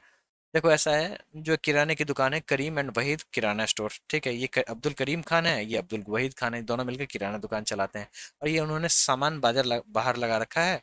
और यहाँ पे 3 महिलाएं आपको खरीदारी करने आई हैं। एक आई हुई हैं गंगूबाई हंगल, जो गंगूबाई काठियावाड़ी से आपको याद हो जाना चाहिए। पैसे लेके आई हैं मनी, मनी से मनिक वर्मा। और इनके साथ आया हुआ है रसिक लाल अंधारिया, ठीक है, जो गंगूबाई काठियावाड़ी में ही कैरेक्टर था, ठीक है। उसके बाद भीमसेन जोशी, भीमबार से याद हो जाना चाहिए। सेवई जो है, वर्मा सेली जिसको कहते हैं, वो आपको सवाई गंधर्व याद करा देगा। प्रभा आत्रे बहुत इंपॉर्टेंट है कॉम्पिटेटिव एग्जाम्स में के लिए, सिलेक्शन फेज में इनके ऊपर में सवाल आ चुका है, क्योंकि इनका 2024 में निधन हो गया था, जनवरी 2024 में, तो ये सवालों में दिख सकता है। हीराबाई बारोडकर जो है, ये आपको डायमंड ब्रेड से याद आ जाना चाहिए आपको यहाँ पे, हीरा और डायमंड, ठीक है। उसके बाद अमजद अली खान आम से, जो कि किराने में मिलता है। और छन्नू लाल मिश्रा जो है, ये आपको लाल कलर का चना जो है वो आपको याद करा देगा। और सुरेश बाबू माने। अब ऐसा है, जो अभी आपको याद हो जाएगा, दिमाग से भूल जाओगे, लेकिन एक या दो बार रिवाइज करोगे ये आपके दिमाग में बैठ जाएगा, बार बार नाम याद करने की जरूरत नहीं होगी, ठीक है। अब यहाँ पे घराना का जो टेबल है वो दे रखा है, और ये एसएससी के लिए समझो बहुत इंपॉर्टेंट है, क्योंकि इसमें जो आपको घराना के जो लोग एक्सपोनेंट्स दिख रहे हैं ना, फेमस एक्सपोनेंट्स, वो उन्हीं को लिए गए हैं जिनके ऊपर में सबसे ज्यादा सवाल आते हैं, ठीक है। तो ये आपको एक बार देख लेना है। अब पंडित राम कुमार मलिक जो हैं, ये दरभंगा घराने से हैं। 2024 में इनको पद्मश्री मिला है। तो ये करंट अफेयर्स हो गया। Who among the following belongs to the Patiala घराना? अब इस बार घराना से बहुत सवाल आया है ना। पटियाला घराना की बात कर लेते हैं। तो अब पूछा जा रहा है इसमें से कौन से पटियाला घराना से हैं? अली बख्श खान, यही तो है। अली बख्श जरनैल खान इनका पूरा नाम है। यही है आपको पटियाला घराना से। नत्थू खान तो आपको ग्वालियर से हैं। अब्दुल वहीद खान किराना घराना से हमने देख लिया। और छज्जू खान भी ऑलरेडी देख लिया, ठीक है। छज्जू खान जो है भिंडी बाजार घराने से हैं, देखा नहीं है मतलब पता होना चाहिए। चलिए अब यहाँ पे देख लेते हैं पटियाला घराने के कौन कौन फेमस है। देखो ऐसा है, जो फतेह अली खान पटियाला घराना, अली बख्श जरनैल खान, रजा अली खान, बेगम अख्तर, ये हाथों में उन्होंने शराब रखी है ताकि पटियाला पेग से हमें याद रहे। बड़े गुलाम अली खान और मुनव्वर अली खान, ये सारे फेमस हैं। और अली बख्श जरनैल खान का नाम तो आपको पता ही होना चाहिए। Begum Akhtar famous singer from India, कौन से घराने से आप समझ गए होंगे? पटियाला घराना से। Is known for which of the following genre? गजल गाती थी ये, ठीक है, ठुमरी गजल, यही इनकी प्रायोरिटी रही। Bhushan Kabra was considered an exponent of which of the following instruments of the field of Indian classical music? दोस्तों ऐसा है, जो ब्रिजभूषण काबरा जी गिटार बजाते हैं, है ना। और सवाल ब्रिजभूषण काबरा से पूछा, मतलब इस अब यहाँ पूछ रहे हैं, और सिलेक्शन फेज में यू श्रीनिवास से पूछा गया था, जो कि मेंडोलिन गिटार बजाते हैं। अब ब्रिजभूषण काबरा को याद करने के लिए हमने ब्रिजभूषण शरण सिंह जी का की हेल्प ली है। इन्हें गिटार थमा दिया है ताकि हमें ब्रिजभूषण नाम याद रहे। सिलेक्शन फेज में शेख चिन्ना मौलाना से भी सवाल आ चुके हैं। विजय किचलू क्या करते हैं? तो भाई साहब आगरा घराने से हैं, ये नाम आपको पता होना चाहिए। Indian musician composer and singer Subhash Mudgal was awarded with the dash in 2000। देखो दोस्तों ऐसा है, जो ऐसे सवाल दिमाग में नहीं आते हैं ये मैं मानता हूँ, ठीक है, क्योंकि करंट अफेयर्स तो है नहीं, है ना। अब सुभा मुदगल जी को क्या मिला है पद्मश्री, ये विकिपीडिया से ही पता चलता है। मतलब 2000 में मिला था, ये विकिपीडिया से ही पता चलता है। कितना याद रखोगे? हर साल 110 मिलते हैं। मतलब एक 100 120 इसी तरीके के नंबर आपको देखने को मिलते हैं। कितना याद रखोगे? तो करंट वाले अगर हमने याद कर लिए हैं, मान लो 2024 के, तो पूछ रहे हैं 2022 के, है ना। इससे पहले के भी पूछने लग जा रहे हैं, तो फिर एसएससी की ये मतलब क्या कहें, इसको एक्सेप्ट करना ही पड़ेगा हमें। Famous musician Bhupen Hazarika was awarded the Bharat Ratna in which of the following years? दोस्तों ये आपको पता होना चाहिए, ठीक है। 2019 में इनको मिला था। 2019 में चुनाव थे, इसी समय में इनको मिला था। और ये सवाल सिलेक्शन फेज में भी पूछ चुके हैं अभी अभी वाले में, और यहाँ भी आपको देखने को मिल रहा है, ठीक है। भूपेंद्र कुमार हजारिका सिलेक्शन फेज में सुधा कंठ के नाम से पूछा गया था। अब यहाँ पे जो भी आपको हाईलाइटेड टर्म्स दिख रहे हैं, ये सारे कॉम्पिटेटिव एग्जाम्स के लिए इंपॉर्टेंट है। धौला सदिया ब्रिज इनके नाम पे है। बार्ड ऑफ ब्रह्मपुत्र इनको बुलाते थे। भारत रत्न इनको 2019 में पोस्टुमसली मिल गया था, ठीक है। तो ये सारी चीज, हाँ, friends of liberation war honour given by Bangladesh, ये भी आपको पता होना चाहिए। Which Assamese playback singer was conferred with the Bharat Ratna in 2019? Exactly same सवाल को घुमा के दूसरे शिफ्ट में डाल दिया, ठीक है। राइट आंसर भूपेन हजारिका, है ना। Who among the following was the co-winner of Bharat Ratna with Lata Mangeshkar in year 2001? Lata Mangeshkar के साथ बिस्मिल्लाह खान जी को मिला था। ऐसा है, जो अभी आपको पूछा गया था सिलेक्शन फेज में, पूछा गया था बिस्मिल्लाह खान पे सवाल, और लता मंगेशकर से इस बार सीपीयू में पूछा जा रहा है, ठीक है। द कर्नाटिक क्लासिकल वोकलिस्ट, देखो ऐसा है, जो आप भारत रत्न हमेशा से पढ़ के ही जाना, उसको आप मिस नहीं कर सकते हैं। भारत रत्न आपको कवर करना ही करना है, वो हॉटस्पॉट है आपके लिए, ठीक है। अगर कॉम्पिटिटिव एग्जाम्स में एज चाहते हैं तो फिर आपको वैसे चीजों पे फोकस करना पड़ेगा जो सवालों के रूप में दिखते हैं। भारत रत्न बहुत इंपॉर्टेंट है, आपको करके जाना है। The Carnatic classical vocalist and the first ever musician to receive the Bharat Ratna award known as queen of songs, MS Subbulakshmi ji की बात हो रही है। देखो दोस्तों, ऐसा है, जो पहली बार भारत रत्न किसको मिला ये आपको 100% पता होना चाहिए। इसकी चर्चा हमने सिलेक्शन फेज वाले में भी की थी, क्योंकि सवाल एकदम रिपीटेड सवाल देखने को मिल रहे हैं। ठीक है, पहला रेसिपिएंट भारत रत्न के थे सी राजगोपालाचारी, सर्वपल्ली राधाकृष्णन और CV रमन, 3 व्यक्तियों को मिलते हैं। फर्स्ट स्पोर्ट्स पर्सन जो हुए वो सचिन तेंदुलकर हुए, 2014 में यंगेस्ट थे। पहले भारत रत्न में स्पोर्ट्स पर्सन अलाउड नहीं थे, लेकिन फिर इन एनी कैटेगरी हो गया, मतलब कोई भी व्यक्ति अलाउड था। First female to get award was Indira Gandhi 1971. First non Indian to get the award was Khan Abdul Gaffar Khan, जो कि पाकिस्तान के थे। पहले former prime minister Lal Bahadur Shastri, उनको भी पहले ऐसे इंडिविजुअल थे जिनको पोस्टमसली ये अवार्ड मिला। इसके ऊपर में विवाद भी हुआ, इनके घर वाले मानने को तैयार ही नहीं थे, जो इनका देहांत भी हो चुका है लाल बहादुर शास्त्री का। First singer to be awarded was MS Subbulakshmi, जो सवाल अभी आपको देखने को मिला। पहले एक्टर का नाम आएगा तो MGR। ठीक है, भारत रत्न जो एक नेचुरलाइज सिटीजन को भी मिला है वो है मदर टेरेसा। अक्सर आपके कॉम्पिटेटिव एग्जाम्स में सवाल दे देंगे जो इसमें से कौन से इंडियन सिटीजन नहीं है। अब मदर टेरेसा लेकिन इंडियन सिटीजनशिप उनके पास थी, ये आपको दिमाग में रखना है। इनको नेचुरलाइजेशन के मेथड से सिटीजनशिप मिला था। दो और नॉन इंडियंस हैं, खान अब्दुल गफ्फार खान, ठीक है, और नेल्सन मंडेला, ये दोनों नॉन इंडियंस हुए, और मदर टेरेसा इंडियन हुई। ठीक है, वैसे तो अल्बेनिया की थी, लेकिन इंडियन सिटीजनशिप इनको मिल चुका था। देखो दोस्तों, ऐसा है, जो अब ऐसे सवाल दिखते हैं ना, इसमें दो हॉटस्पॉट दिखेंगे आपको। एक तो दिखेगा आपको भारत रत्न, और दूसरा ग्रीन रेवोल्यूशन। ये दोनों आपको पता होने चाहिए। दोनों में सवाल दिखते हैं आपको, दोनों से सवाल आपको सिलेक्शन फेज में भी दिखे और यहाँ भी देखने को मिल रहा है। क्या है वो देख लेते हैं। Who among the following was awarded the Bharat Ratna for the contribution to the Green Revolution in India? सी सुब्रमण्यम। ठीक है, ये नाम आपको पता होना चाहिए, और इनके बारे में कुछ और आप जान लो। MS सुब्बालक्ष्मी और सी सुब्रमण्यम दोनों को साथ ही में दिया गया था 1998 में। अब पूछ देते हैं तो ये पता होना, जान सकते हो। सुब्बालक्ष्मी जी की हैं तो ये आपको पता ही होना चाहिए, ठीक है, क्योंकि इन पे सबसे ज्यादा सवाल आते हैं। अब सी सुब्रमण्यम जी पे सवाल आया है तो ये भी समझ जाओ। उस समय जब ग्रीन रेवोल्यूशन की बात हुई थी ना, तो उस समय में एग्रीकल्चर मिनिस्टर हुआ करते थे सी सुब्रमण्यम। अब इनको डिसीजन मेकिंग के लिए भी ना ये माना गया था, जो एक तरीके से ये भी एक तरीके से father of political green revolution आप कह लो। ठीक है, जो पॉलिटिकल पॉलिटिकल वैसे तो फादर ऑफ ग्रीन रिवोल्यूशन वो MS स्वामीनाथन है ना, लेकिन इन्होंने पॉलिटिकल डिसीजन लिया, तो इस कारण से इनको भी कोई ना कोई श्रेय तो जरूर जाता है। अगला सवाल है, which of the following was true with regard to the green revolution. अब इसमें से ग्रीन रेवोल्यूशन से के लिए कौन सा कथन सत्य है। It's method for cultivation required less quantity of water, बिल्कुल नहीं। इसके लिए तो हमें इरिगेशन पे बहुत ज्यादा फोकस करना पड़ा था, पानी बहुत ज्यादा लगेगा। It was targeted mainly at the pulse growing areas, बिल्कुल नहीं, क्योंकि हम लोग बेसिकली व्हीट और राइस उगाने वाले थे। It involve use of high yielding variety of seeds, बिल्कुल सही बात है। It involve use of organic fertilisers and pesticide, बिल्कुल नहीं, हम लोग तो केमिकल फर्टिलाइजर्स यूज करने वाले थे। तो यही तो था एक्चुअली में ग्रीन रेवोल्यूशन। ठीक है, तो it involve use of high yielding variety of seeds. अब थोड़ा सा ग्रीन रेवोल्यूशन के बारे में समझते हैं। ये थोड़ा सा ऐसा है, जो 1960s का दौर था और हमारा पॉपुलेशन जिस तरीके से बढ़ रहा था, उस तरीके से फूड जो था वो डिमांड को मीट नहीं कर पा रहा था। तो हमें कहीं ना कहीं तो एक तरीके की क्रांति तो जरूर चाहिए थी, तो ये ग्रीन रेवोल्यूशन उसके लिए स्टार्ट हुआ। ऐसा है, जो हमें अनाज कर्ज में मिलते थे, एक था पब्लिक लोन 480, इसके ऊपर में भी SSC ने सवाल पूछ रखे हैं, ये आपको पता होना चाहिए। तो पब्लिक लोन 480 के हिसाब से US जो है अमेरिका, हमें गेहूं चावल दिया करता था।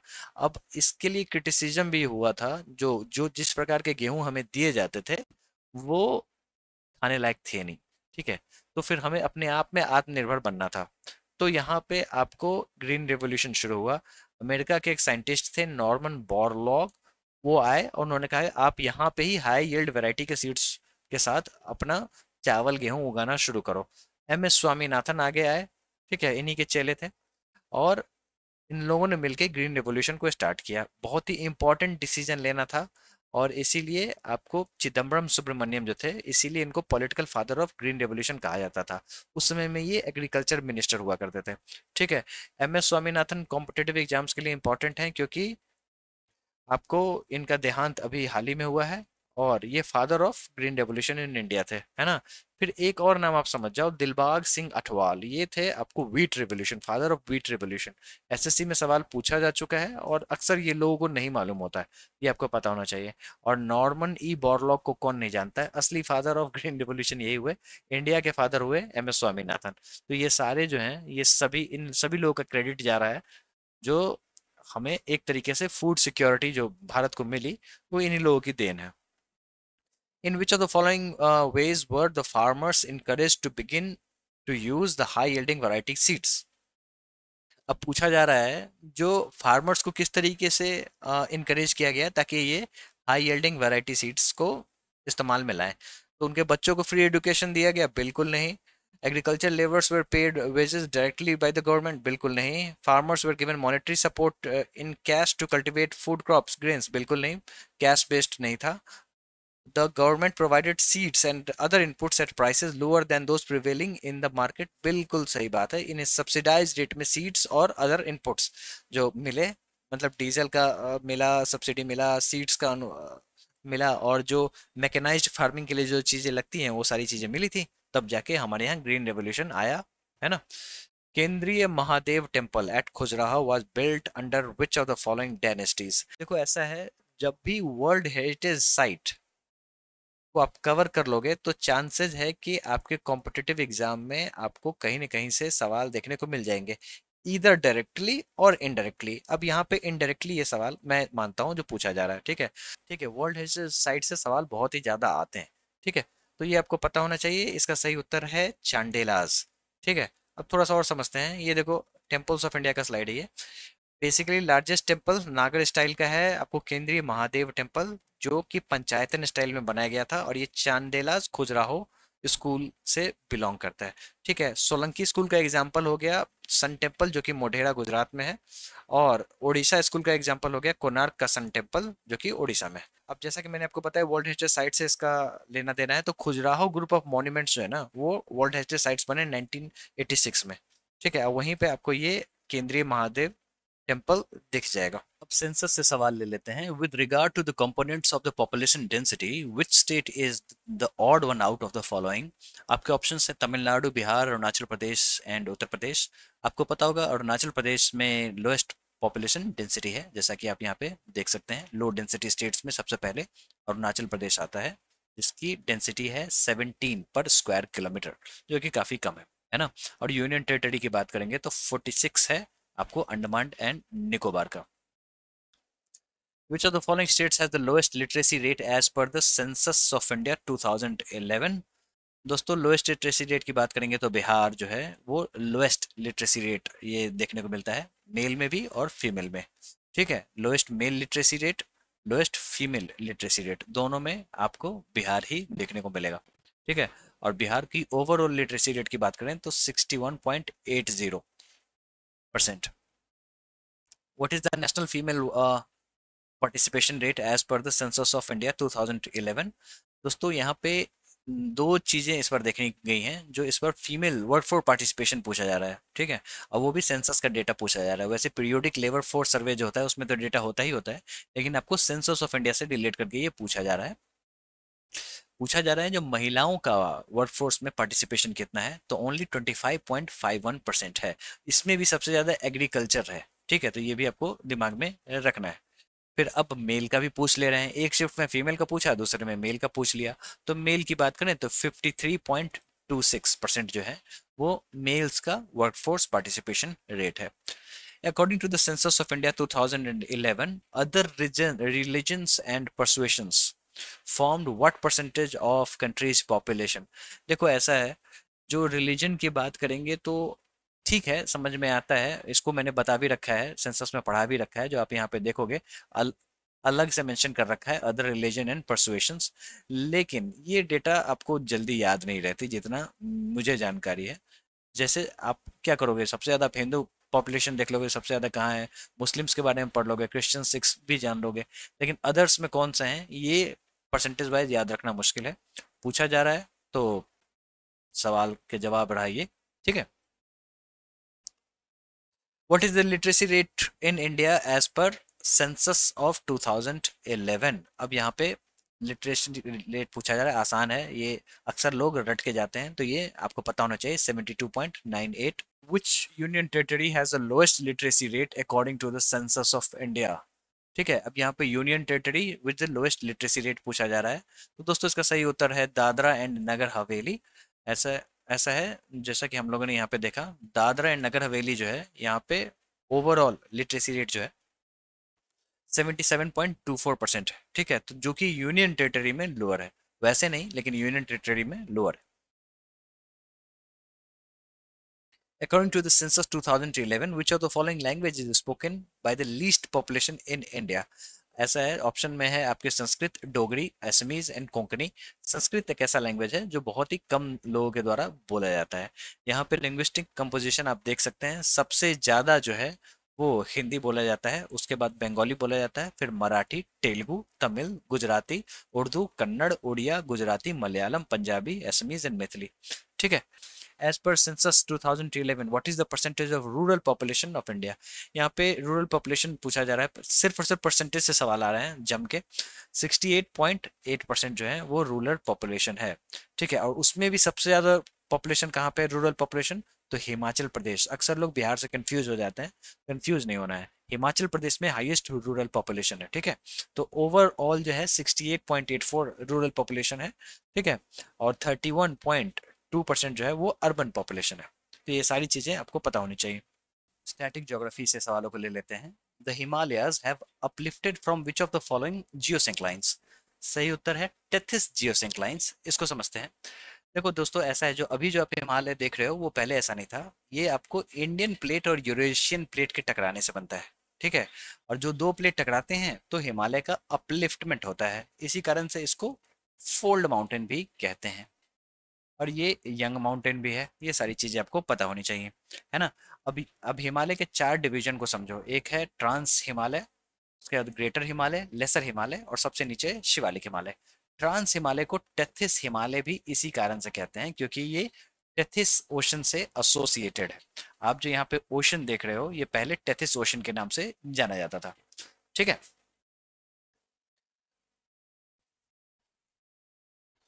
which of the following physiographic divisions of India has extensive alluvial soil? Right answer is northern Indian plain. ठीक है दोस्तों, बाकी के ऑप्शंस देख लो, the island group, the Himalayan range, the great Indian desert, है ना। अब इसको अच्छे से समझने के लिए आपको ऐसा है ना, जो फिजियोग्राफी अगर इंडिया का पढ़ोगे तो उसको आपको 6 भागों में डिवाइड करके पढ़ना पड़ेगा। एक हो गया नॉर्दर्न माउंटेन्स, दूसरा है पेनिनसुलर प्लेट्यू, ये पेनिनसुलर प्लेट्यू है। उसके बाद ग्रेट नॉर्दर्न प्लेन्स, उसके बाद ग्रेट इंडियन डेजर्ट, उसके बाद कोस्टल प्लेन्स, फिर आइलैंड्स। इस तरीके से आप फिजियोग्राफिक डिविजन्स को पढ़ोगे, है ना। अब ग्रेट नॉर्दर्न प्लेन्स जो है, यहाँ पे आपको फर्टाइल एल्यूवियल प्लेन्स देखने को मिलेंगे। ठीक है, तो ये सारी चीजें पता होनी चाहिए। The great Indian Desert, Thar Desert, is located on the western margin of the following mountain ranges, Vindhya, Aravalli, eastern, Satpura. ऐसा है, जो अभी हम लोगों ने देखा, हमने पढ़ा थार डेजर्ट, यहाँ पे थार डेजर्ट है और यहाँ पे अरावलीज माउंटेन है। ठीक है, और इसी पे आपको सवाल देखने को मिल जा रहा है। दोस्तों, अरावलीज के बारे में थोड़ा सा और जान लो, जो कि कॉम्पिटेटिव एग्जाम्स में सवाल में दिखते हैं। सबसे पहली बात, ये ओल्डेस्ट फोल्ड माउंटेन रेंज है। ठीक है, और इसका जो एलिवेशन है वो 300 मीटर से लेके 900 मीटर्स तक है। हाईएस्ट देख लिया आपने, बहुत कम है ना। और ये हरियाणा, दिल्ली, राजस्थान, गुजरात, इन सभी जगहों पे फैला हुआ है। और इसके जो इसका जो टॉलेस्ट पॉइंट है ना, वो है गुरु शिखर। राष्ट्रपति भवन जो है वो रायसीना हिल्स पे है, वो भी अरावली माउंटेन रेंज का ही पार्ट है। ये रहा आपका अरावली रेंज, जैसा कि आप यहाँ पे इमेज में देख सकते हो। ये गुरु शिखर है जो कि इसका हाईएस्ट पीक है, इस पे भी सवाल बनते हैं। Which of the following mountain peaks is associated with Karakoram range. Right answer is K two, Trishul, Nanda देवी, कामेत, ये सारे उत्तराखंड के माउंटेन रेंज हैं। केटू जो है वो काराकोरम रेंज का पार्ट है, इसको समझते हैं अच्छे से। देखो ऐसा है, ये काराकोरम रेंज है और ये रहा केटू। ठीक है, ये Krishnagiri mountain range, Karakoram range को कृष्णगिरी कृष्णगिरी भी बुलाते हैं, काला होने के कारण कारा, है ना। नाम कारा इसलिए क्योंकि इसमें यहाँ पे फॉसिल्स मिलते हैं, ये सब सारी चीजें आपको पता होनी चाहिए, कॉम्पिटेटिव एग्जाम्स में सवालों के रूप में देखने को मिल जाएगा। तो यहीं पे आपको गॉडविन ऑस्टिन, जिसे K2 बुलाते हैं ना, ये सेकंड हाईएस्ट पीक है, इसका एलिवेशन है 8611 मीटर। ये सारी चीजें आपको पता होनी चाहिए। What is the name of the physical feature that is the longitudinal valley lying between the Lesser Himalayas and the Shivalik in India? ऐसा है, इसको समझने के लिए आपको फिर से यहाँ आना पड़ेगा। ऐसा है, यहाँ पे समझो। हिमालय को हमने 4 भागों में डिवाइड किया। सबसे ऊपर में काराकोरम रेंज वाला ट्रांस हिमालय, उसके बाद ग्रेटर हिमालय। यहाँ पे आपको असली वाला माउंट एवरेस्ट यहीं पे देखने को मिलेगा, लॉफ्टीएस्ट पीक्स यहीं पे देखने को मिलेंगे। हर माउंटेन के 6000 मीटर से ऊपर की ही हाइट होगी। फिर आता है लेसर हिमालय और फिर शिवालिक और आउटर हिमालय। अब ये जो लेसर हिमालय और आउटर हिमालय है ना, इसके बीच में होता है डुन। ठीक है, अब डुन क्या होता है वो भी समझेंगे। अब यहाँ पे आ जाओ पहले, कहाँ से सवाल आया था।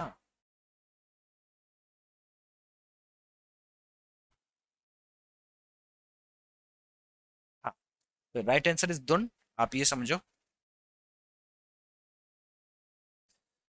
अब थोड़ा सा ये समझो, जो शिवालिक्स जो होते हैं ना, इसको आउटर और सब हिमालय भी बोलते हैं, और यहाँ पे आपको डुन फॉर्मेशन होता है।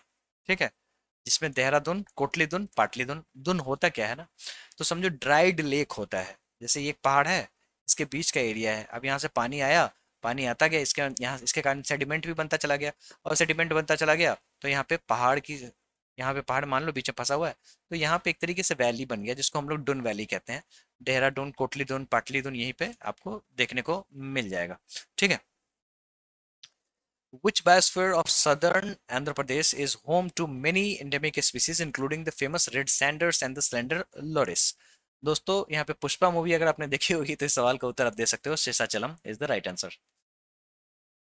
जैसा कि आप यहाँ पे देख सकते हैं, ये बायोस्फीयर रिजर्व है। टोटल 18 बायोस्फीयर रिजर्व है, जिसमें आपको टोटल 12 हैं इसी के, जो कि मैब का पार्ट है। मैप का मतलब होता है मैन एंड बायोस्फीयर रिजर्व, जो कि यूनेस्को का प्रोग्राम है। तो शेषाचलम हिल्स, जैसा कि आप यहाँ पे देख सकते हैं, सवालों में आपको यही पूछा गया था। अब यहाँ पे आपको जितने भी नाम दिख रहे हैं, ये बायोस्फीयर रिजर्व हैं सारे।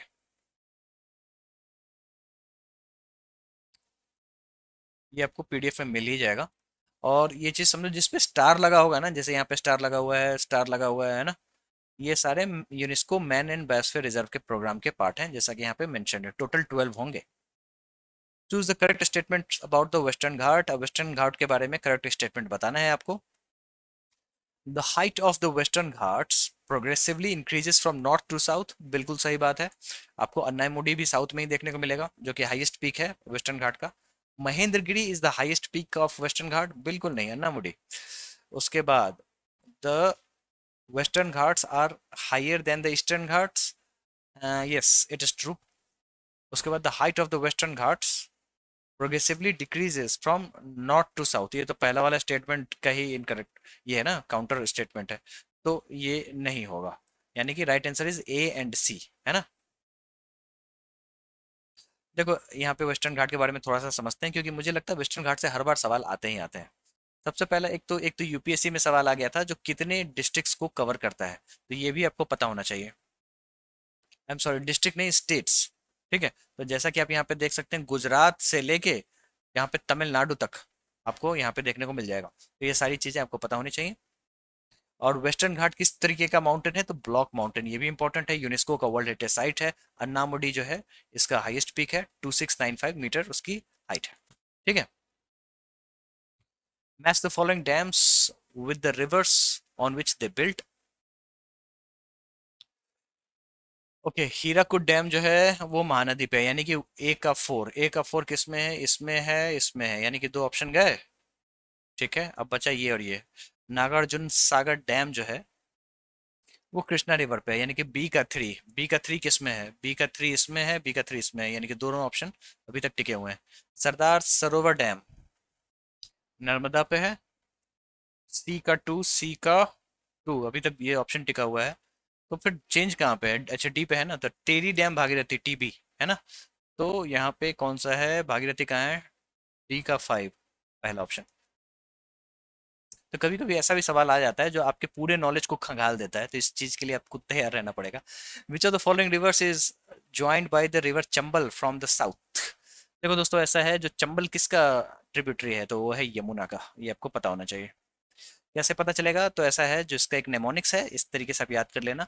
तरक्की हिंदुस्तान की चाहिए तो सबको बनाए काबिल। टंस हिंडन चंबल सिंध बेतवा केन। अब बनाए से बनास मत समझ लेना, वो बेतवा है। बस यही एक एक्सेप्शन है, बाकी ये नेमोनिक्स काम करता है। ठीक है। Which river flows into the Wooler Lake in the north and then into the Baramulla? दोस्तों, बात हो रही है झेलम की। ठीक है। देखो, जैसा ये है ना, जो झेलम का एक और नाम है वितास्ता। एंशियंट नेम है, कभी कभी सवाल इससे भी आ जाता है। निकलता कहाँ से है, तो ये निकलता है आपको वेरीनाग स्प्रिंग से। यहाँ पे वेरीनाग स्प्रिंग है, वहां से ये निकलता है, जैसा कि आप यहाँ पे देख सकते हो। हमने हाईलाइट तो किया है। ठीक है। The Jhelum flows through the Srinagar and the Wular lake before entering Pakistan. अब पाकिस्तान से पहले ये आपको श्रीनगर में इस तरीके से वुलर लेक होके जाता है। ठीक है। और मिलता कहाँ पे है, तो ये मिलता है झांग है ना, वहां पे जाके चेनाब से मिल जाता है, जैसा कि आप यहाँ पे देख सकते हैं। यहाँ पे इसको झांग कहते हैं, यहाँ पे जाके मिल जाता है। Which of the following tributary is which is a tributary of river Indus.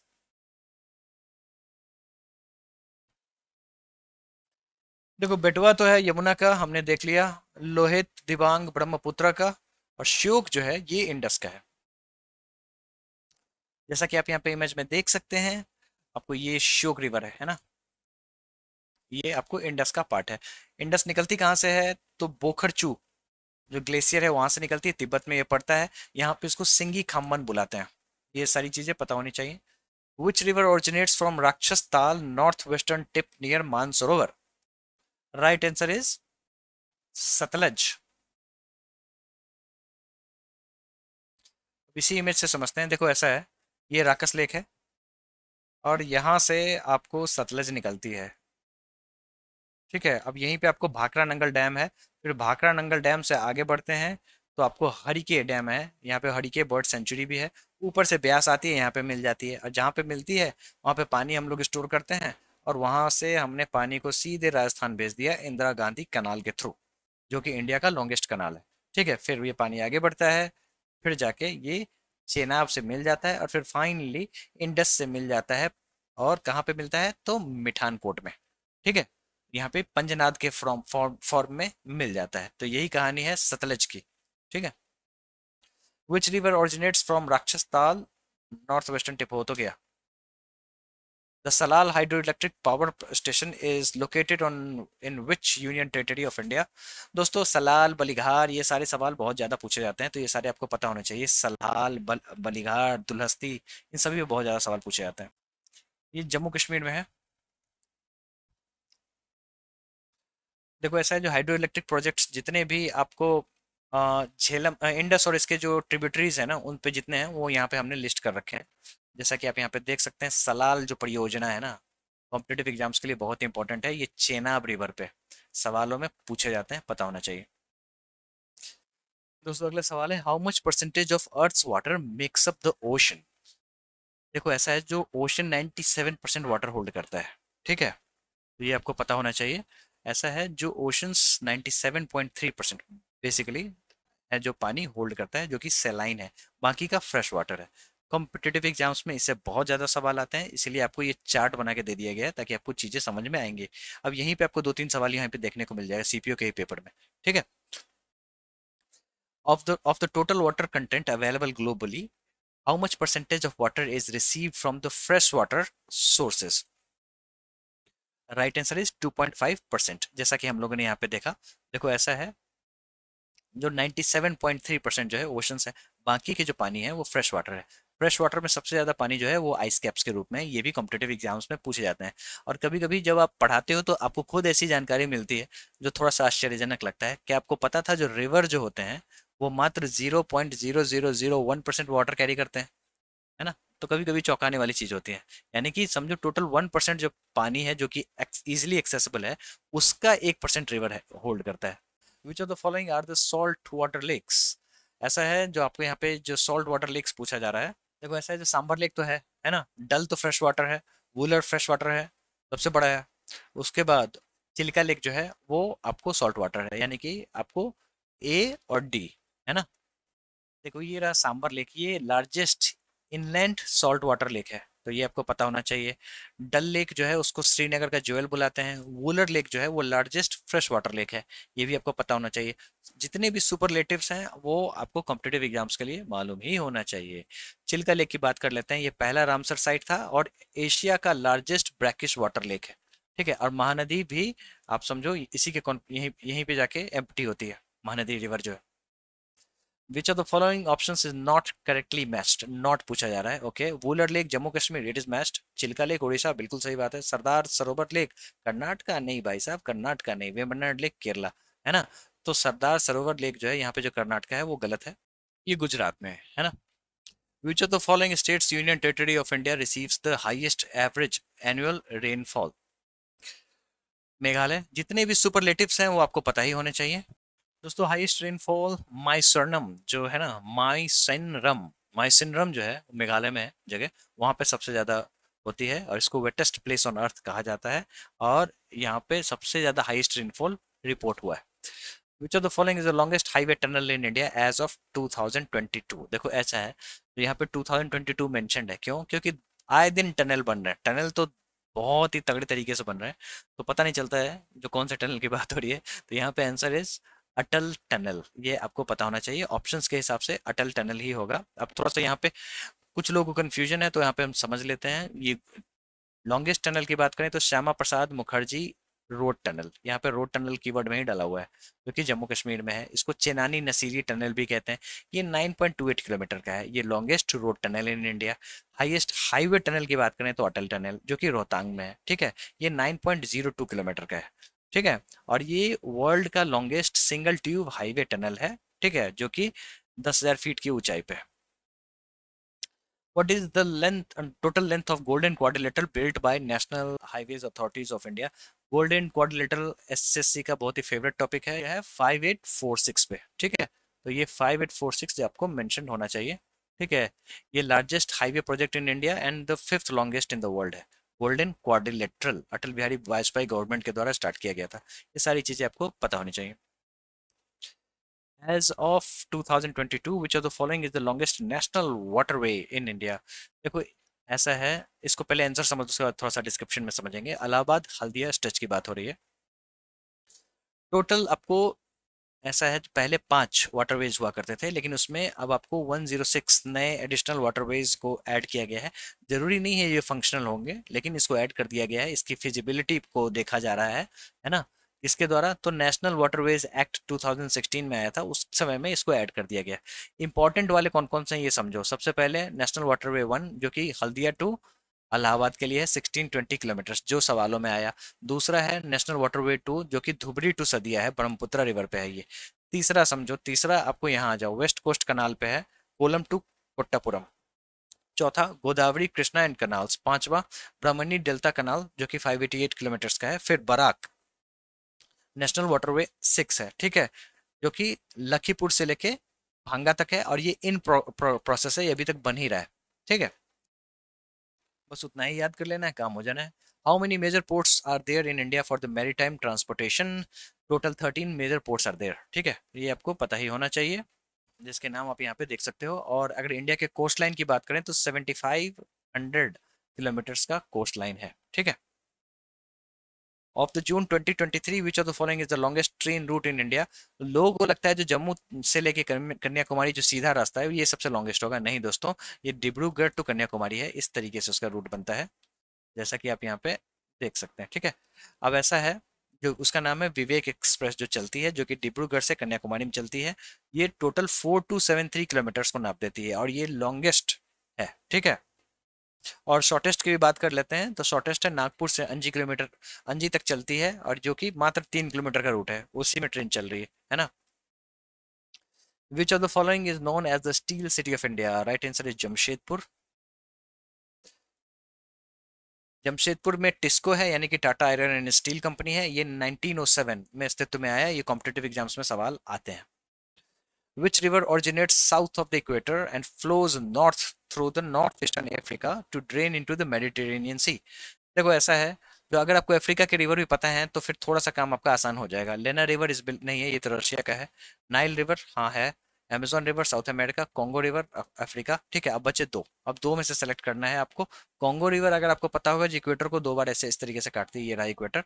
और नाइल रिवर जो है ये लॉन्गेस्ट रिवर है, क्योंकि नीचे से अफ्रीका के नीचे से शुरू होती है, ये अफ्रीका है, और सीधे जाके मेडिटेरेनियन में ड्रेन होती है, जैसा कि आप यहाँ पे इमेज में देख सकते हो। ठीक है, देखो लेक विक्टोरिया से शुरू हुई व्हाइट नाइल के रूप में, फिर ब्लू नाइल के रूप में इधर से आ रही है, ये आई मिली और सीधे जाके मेडिटेरेनियन सी में जाके ये खाली हो जा रही है। Nile longest river in the world है, ये आपको पता होना चाहिए। कॉन्गो रिवर की बात कर लेते हैं, यहाँ पे आप देख सकते हैं इस तरीके से ये दो बार इक्वेटर को काटती है।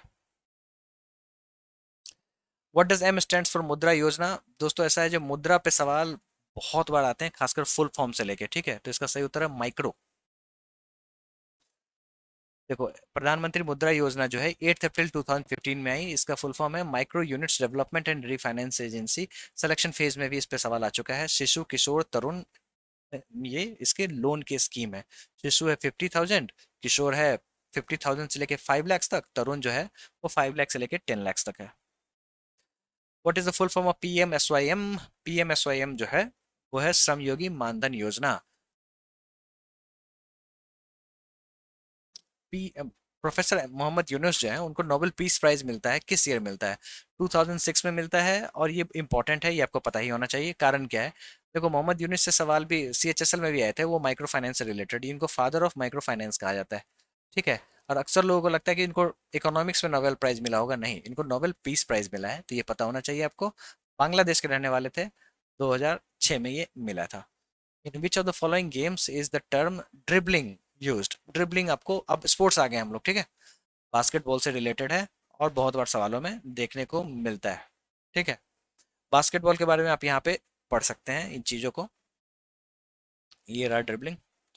अब यहाँ पे बास्केटबॉल की टर्मिनोलॉजीज को एक्सप्लेन करना भी बहुत ही जरूरी है, ये सारी चीज़ें आप आराम से पीडीएफ मिले तो पढ़ लेना। The term libero used for, ये सिलेक्शन फेज में भी सवाल पूछा गया था। ठीक है, और यहाँ भी आपको देखने को मिल रहा है। वॉलीबॉल से रिलेटेड है ये। What is the height of the stump from the ground in cricket? दोस्तों इस बार डायमेंशन से बहुत ही ज्यादा सवाल देखने को मिले हैं, इसका सही उत्तर है 28 इंचेस। आपसे रिक्वेस्ट है, जब आप पढ़ो तो इंचेस के साथ साथ और भी जो यूनिट्स होते हैं उनमें भी पढ़ लो, क्योंकि सवाल उस तरीके से पूछे जाते हैं। ठीक है, which of the following countries will host the world badminton championship event 2006 2026 2026? ठीक है, देखो ऐसा है, जो अब ऐसा सवाल क्यों पूछ रहे हैं? 90% चांस है, जब इंडिया रहेगा ऑप्शन में तो ऐसे सवाल आपको देखने को मिलेंगे। ठीक है, वर्ल्ड बैडमिंटन चैंपियनशिप जो है 2025 में पेरिस में होने वाला है, 2026 में इंडिया में होने वाला है। The 2026 winter Olympics will be held in, अब ये कहाँ पे होने वाला है? इटली में होने वाला है दोस्तों, ये आपको पता होना चाहिए। देखो ऐसा है, जगह का नाम है कॉर्टिना डी एम्प्रेजो, जो कि इटली में है, यूरोप में है, और 2026 में यहाँ पे विंटर ओलंपिक्स होने वाले हैं। पेरिस ओलंपिक्स इस बार 2014 24 में हो रहे हैं, कहाँ पे? तो पेरिस में है ना, समर ओलंपिक्स। और अगला जो होगा वो ठीक 4 साल बाद लॉस एंजलिस में होगा, 2028। ठीक है, 2028 में, यूएस में। Which city has been selected to host Olympics 2032, यानी कि 2032 बाय आईओसी इन 21 जुलाई 2021, यानी कि 2021? दोस्तों इसका सही उत्तर है ब्रिस्बेन। ब्रिस्बेन में ये होने वाला है। अब मुझे तो ये नहीं पता था, जो ये 32 तक पूछ देंगे, इस सिर्फ हमने 2028 तक ही टारगेट किया था, लेकिन एसएससी की महिमा अपरंपार है, वो 32 तक पूछ रहे हैं। The government of India recently change the name of Rajiv Gandhi Khel Ratna award to Dhyan Chand Khel Ratna award. Dhyanchand served as the Indian army as a major, वो मेजर थे, और अवार्ड का भी नाम है मेजर ध्यानचंद खेल रत्न अवार्ड। ठीक है, जो कि हाईएस्ट स्पोर्टिंग ऑनर है। ठीक है, तो ये सारी चीजें आपको पता होनी चाहिए। और नेशनल स्पोर्ट्स डे भी इन्हीं के नाम पे मनाया जाता है। कब मनाया जाता है? तो 29 अगस्त। क्या हुआ था इनका? तो बर्थडे हुआ था। मेजर ध्यानचंद खेल रत्न अवार्ड को राजीव गांधी खेल रत्न अवार्ड बना दिया गया। पहले कौन से व्यक्ति थे जिनको मेजर ध्यानचंद खेल रत्न अवार्ड मिला? तो chess grand master Viswanathan Anand, ये आपको पता होना चाहिए। 1991 1992 में इनको ये मिला था। किसके द्वारा दिया जाता है? तो ministry of youth affairs and sports. कितना पैसा मिलेगा? तो 25 लाख रुपए मिलेंगे। The dash are given to the outstanding performance in sports and games over a period of previous years and for showing qualities of leadership, sportsmanship, and a sense of discipline. Right answer is Arjuna Award. दोस्तों arjuna award के बारे में थोड़ा सा और जान लेते हैं। ये 1961 से ही अस्तित्व में आ गया था। सेकंड हाईएस्ट स्पोर्टिंग ऑनर, पहला तो राजीव गांधी हो गया, ठीक है, दूसरा अर्जुना अवार्ड है जिसमें 15 लाख रुपए आपको मिलते हैं। Which of the following award is not given in the field of dance and music? संगीत नाटक अकादमी तो मिलता है, मोहरी अवार्ड मिलता है, द्रोणाचार्य तो स्पोर्ट्स में मिलता है ना, और कालिदास सम्मान तो नहीं।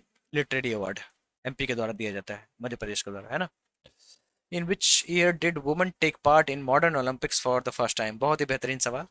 इसका सही उत्तर है 1900। Where is the Atal Bihari Vajpayee institute of mountaineering and allied sports situated? ये आपको सिचुएटेड है, कहाँ गया ऑप्शन में, हिमाचल प्रदेश मनाली है ना, ये रहा Himachal Pradesh Manali. What is what was the winning throw of Neeraj Chopra in Tokyo Olympics 2020, यानी कि 2020? ये आपको पता ही होना चाहिए, ठीक है, ये आंसर आपको हमेशा से पता ही होना चाहिए, 87.58 मीटर। ये रहे नीरज चोपड़ा जी। और ये ट्रैक एंड फील्ड इवेंट में पहले ऐसे व्यक्ति थे जो इनको गोल्ड मेडल मिला, ठीक है। अब कहोगे अभिनव बिंद्रा, तो भाई साहब वो एथलीट थोड़ी ना, मतलब ट्रैक एंड फील्ड एथलीट थोड़ी ना थे, शूटिंग में उनको मिला था, है ना। तो इनको 8758। अब ऐसा है जो अभिनव बिंद्रा ने जब जीता था गोल्ड, तो खाली मतलब सिर्फ समझो उन्हीं पे सवाल बन रहे हैं, है ना, चारों तरफ उन्हीं पे सवाल बनते हुए दिख रहे थे। अब नीरज चोपड़ा आए हैं तो कितनी दूर फेंका, कहाँ फेंका, किधर के रहने वाले, कहाँ के रहने वाले, सब पे सवाल बनेगा, है ना।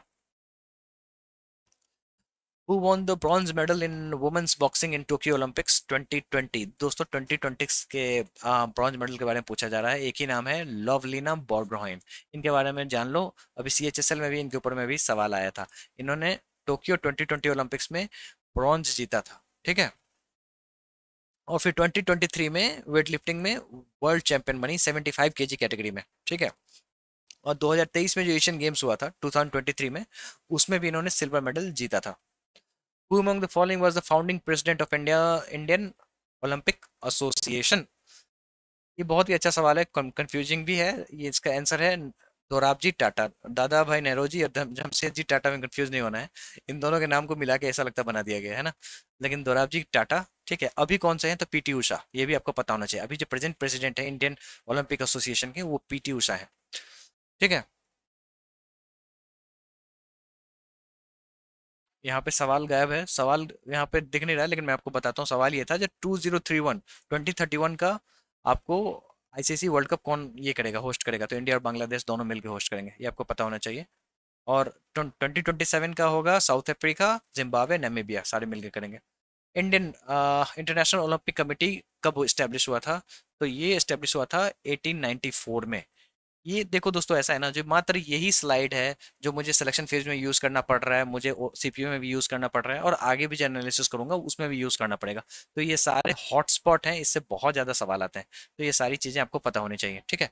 तो ये जो कॉर्बेटिन जो थे ना, बैरन पियर डे कॉर्बेटिन, ठीक है, इन्होंने ही मॉडर्न ओलंपिक्स को रिवाइव किया था, और इन्होंने बनाया था इंटरनेशनल ओलंपिक कमेटी 1894 में। तो ये सारी चीजें आपको पता होनी चाहिए। was the fast bowler who was the Indian test team? कौन, किसकी बात कर रहे हैं? कपिल देव की बात हो रही है, ठीक है। What is the size of the standard table tennis ball? 40 mm, आपको पता होना चाहिए ये सारी चीजें। कॉम्पिटेटिव एग्जाम्स में 40 बॉल का साइज, आपको रैकेट का साइज, ये सारे कोर्ट का साइज, ये सारे सवाल पूछे जाते हैं, ये आपको पता ही होना चाहिए, ठीक है। Who among the following is the author of the book Making India Awesome? Chetan Bhagat ने ये लिखी थी। In India, International Day of Non-Violence is celebrated as Gandhi जयंती, ठीक है। अब ये यूएन के द्वारा रिकॉग्नाइज्ड है। दोस्तों यूएन के द्वारा एक और डेट मनाते हैं, वो है इंटरनेशनल डे ऑफ योगा, 21 जून को मनाते हैं, और ये इंक्लूड हुआ था 2014 में, नरेंद्र मोदी जी जब आए थे तब। और ये सवाल जो है सिलेक्शन फेज में पूछा गया, और international day of non violence आपको सीपीओ में देखने को मिला, है ना। The book Godan was authored by Munshi Premchand. Which of the following books is written by Rabindranath Tagore? Nationalism, home and the world, इन्हीं के ऊपर में किताब लिखी गई, इन्हीं के ऊपर में इन्हीं के द्वारा लिखी गई थी, ठीक है। नेशनलिज्म भी इन्हीं के द्वारा लिखा गया है। ये सारे जो थीम है वो नेशनलिज्म पे ही आधारित हैं। The Flight of Pigeon is the famous book written by Ruskin Bond. Who among the following wrote the novel Grimus? Salman Rushdie. Harshacharita Banabhatta है ना. Who among the following is the author of the book The Guide? R.K. Narayan. Which actor's autobiography is titled Bad Man? ये गुलशन ग्रोवर. दोस्तों selection phase में सिर्फ और सिर्फ मुझे autobiography दिखे, इस बार थोड़े से ढंग के बुक दिख रहे हैं. Truth, Love and Little Malice is the autobiography of Khushwant Singh. Suitable boy किसने लिखी है? तो विक्रम सेठ. अब सिलेक्शन फेज में अनसुटेबल बॉय पूछा गया था, जो कि करण जौहर के द्वारा लिखी गई थी.